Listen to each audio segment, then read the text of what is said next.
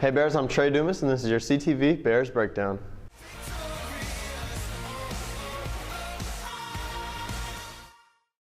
A dozen Bears are state-bound in their respective activities. 4 Chrisman wrestlers compete at the state tournament starting Thursday. Junior David Toese won last week's Class 3 District 4 meet. Senior Colton Weston as well as freshmen Cash Akabak and Mason Walters, all 3 finished in the top 4, which earned themselves a trip to Columbia. I was just excited and happy I was able to make it freshman year. I feel like for everyone, it's always a goal to make it to state. I want to win my first match at least, and if I win the next one, I'll be placing at least top 6. So that's the expectation. Nothing would change this. I'm just gonna go there, be the athlete I'm supposed to be, and hopefully I bring the gold home. The tournament lasts 3 days, but wrestlers must win each day to advance. 7 of those 12 state-bound Bears will compete next month at the Missouri DECA competition. Taylor Perry won his event at districts, while Caitlin Bradley, Joshua Bryson, Allison Cook, Hannah Noel, Ethan Douglas, and myself all placed high enough in our events to qualify. State takes place March 11th through 13th. The 12th and final state-bound Bear is a Chrisman senior. Vanessa Rodriguez will compete in a state contest for the right to be called the Boys and Girls Club's Missouri Youth of the Year. She recently won that title for the Kansas City region. That propelled her on to state. To even qualify, she had to write 3 essays, receive 3 letters of recommendation, and fill out an application. Then she was interviewed and had to give a speech. Rodriguez says she's honored to represent an organization like Boys and Girls Club. The clubs have done so much for me, and I just feel like they always keep giving me stuff that, I want giving them back because of everything they've done for me, so I was really happy for it. Vanessa won Missouri Youth of the Year 2 years ago. She'll compete for that honor again in April.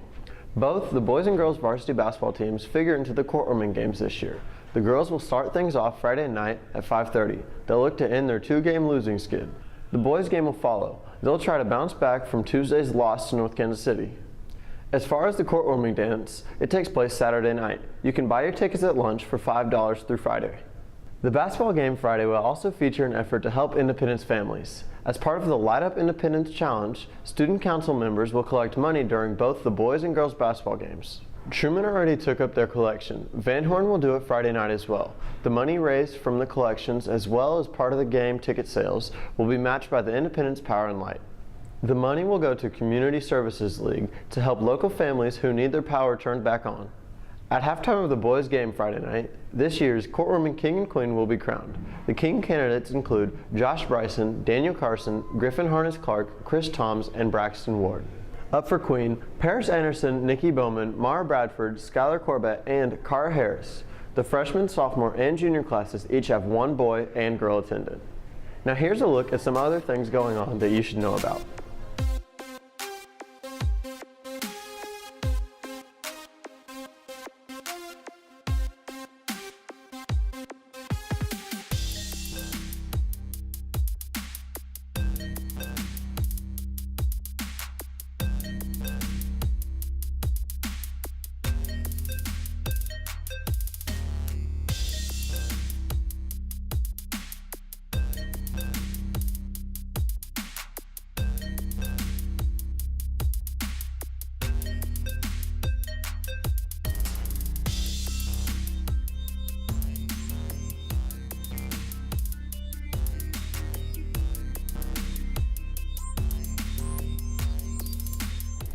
If you want to participate in a spring sport or one next year, you must receive a physical.